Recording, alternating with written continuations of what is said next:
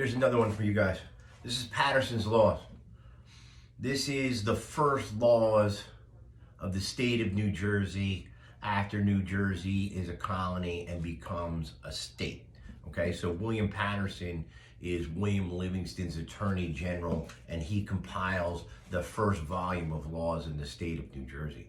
So prior to this, there is Allison's laws. And Allison's laws are important because they're in our New Jersey State Constitution of 1776, that all the laws in Allison shall remain in full force until altered by the legislature, which would be this, right?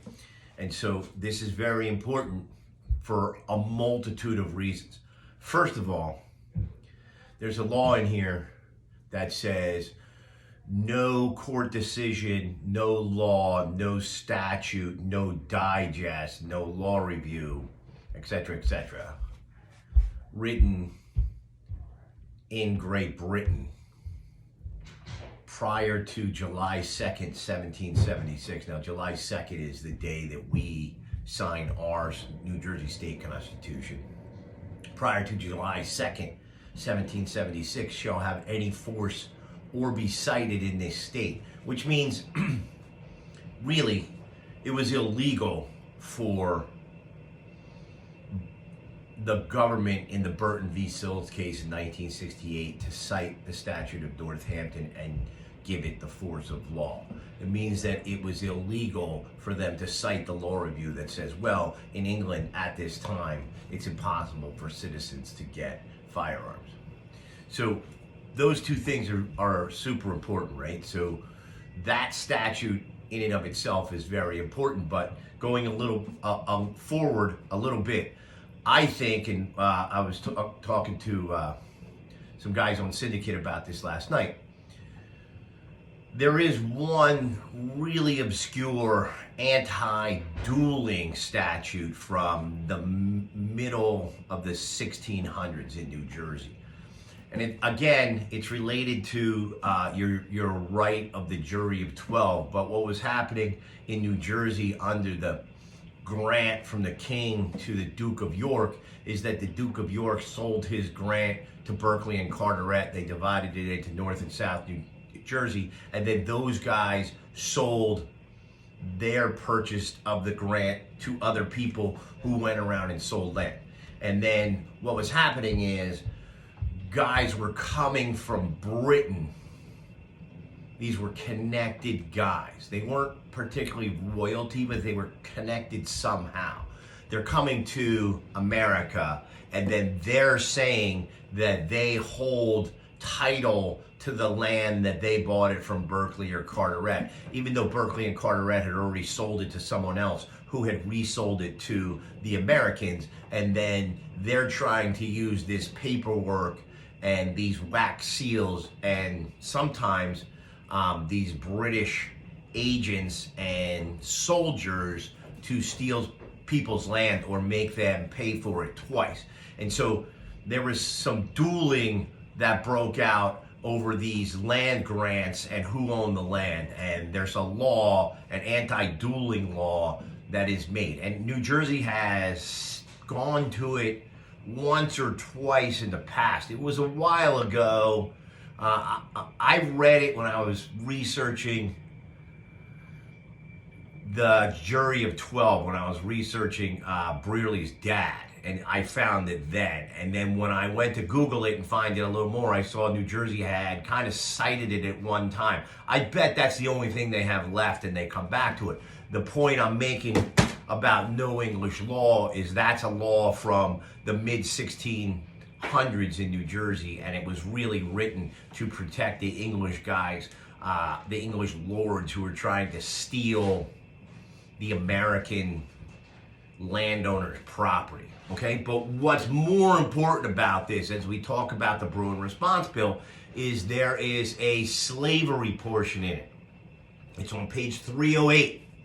Very important. Why? I'm going to put this down because it's very expensive and I don't have gloves on. In Paterson's laws, on page 308, slaves could not carry guns without permission from their owners. Let me rephrase that. Slaves couldn't carry guns on Sunday without permission from their owners. Why would that be?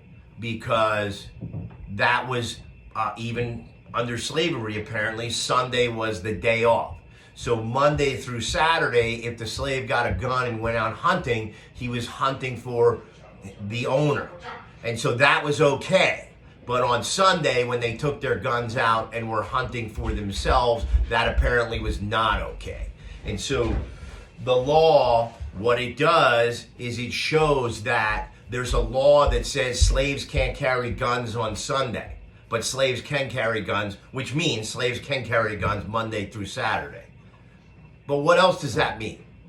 It means that everyone else could carry guns 7 days a week in public. So this is clearly at the time of the founding, okay? 1799. Paterson is one of our representatives of the Constitutional Convention. William Livingston is one of our representatives at the Constitutional Convention.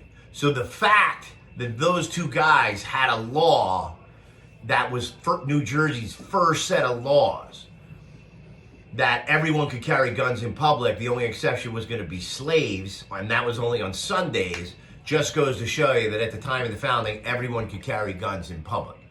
And then I just want you to understand New Jersey has two really, really important court cases. They're very old court cases.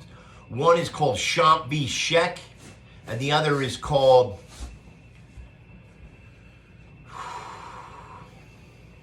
Boviar v. Baltimore Railroad. And both of them discuss Paterson's laws. And what they said in those two court cases was, if Paterson didn't take the English statute, which would be, let's say, Northampton, or the dueling statute, if Paterson didn't take it and rewrite it in Paterson's laws, it was no longer in effect in New Jersey after Paterson wrote the Digest of Laws. And that's very important to understand, because as these guys, and when I say these guys, I mean the state government of New Jersey, their attorneys, their attorney general, their prosecutors' attorneys, as they start to come up with these random and wild old English laws similar to the 1328 statute of Northampton as their vindication for why you can't carry your gun in your car or you can't carry your gun to church. You got to understand that none of those laws hold any weight in New Jersey after July 2nd, 1776. J Factor, New Jersey Firearms Owners Syndicate. Thank you.